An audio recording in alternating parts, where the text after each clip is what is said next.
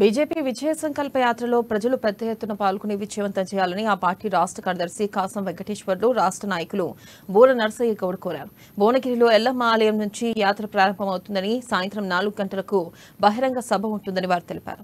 యాత్ర ప్రారంభోత్సవంలో గోవా సీఎంతో పాటు రాష్ట్ర నాయకులు హాజరవుతారని పేర్కొన్నారు. పార్లమెంట్ ఎన్నికల్లో డబుల్ స్థానాలను గెలుచుకోవడమే లక్ష్యంగా యాత్ర కొనసాగుతుందని వెల్లడించారు. మహారాజు యొక్క జయంతి సందర్భంగా పార్టీ తరఫున వారికి మేడం నివాళులు అర్పిస్తున్నాం. వారి యొక్క స్ఫూర్తితోని తెలంగాణ రాష్ట్రంలో రేపటి నుంచి విజయ సంకల్ప యాత్ర తెలంగాణ రాష్ట్రం మొత్తంలో మొదలవుతుంది. భువనగిరి పార్లమెంట్ లో రేపు గత 2 రోజుల క్రితం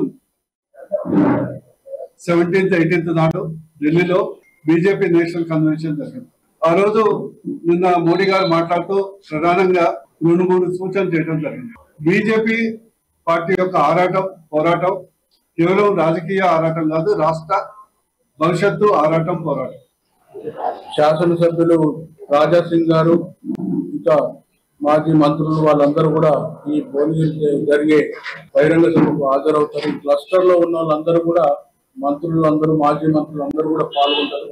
భువనగిరి నుండి బహిరంగ సభ అనంతరం యాదగిరిగుట్ట వరకు